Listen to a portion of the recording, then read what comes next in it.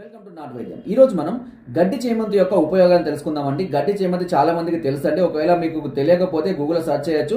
చిన్నప్పుడు కూడా చాలా మంది దాంతో ఆడుకుంటూ ఉండేవాళ్ళు. ఈ గడ్డి చేమంతిని ఎలా ఉపయోగించుకోవాలంటే, ఒకవేళ మీకు ఏదైనా సందర్భాల్లో దెబ్బ కానీ, పుండు కానీ, బ్లీడింగ్ కానీ వస్తున్నా అంటే రక్తం కారుతూ ఉన్నట్టు అనుకోండి, దెబ్బ తగినాక వెంటనే వెళ్ళి ఈ గడ్డి చేమంతి ఆకులను బాగా దంచి ఆ రక్తం కారుతున్న చోట కనుక పెట్టినట్లయితే వెంటనే రక్తం ఆగిపోతుంది. ఆ పుండు కూడా చాలా త్వరగా తగ్గిపోవడం అనేది జరుగుతుంది. అంతేకాకుండా ఈ గడ్డి చేమంతి పిచ్చి కుక్క కాటు వేసిన చోట కూడా బాగా ముద్దలాగా చేసి రాసినచో దాని యొక్క విషం కూడా పూర్తిగా విరుగుడైపోతూ ఉంటుంది.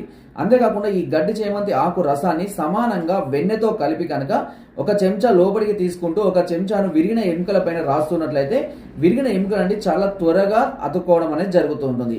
మరిన్ని ఉపయోగాల గురించి మనం నెక్స్ట్ వీడియోలో తెలుసుకుందామండి.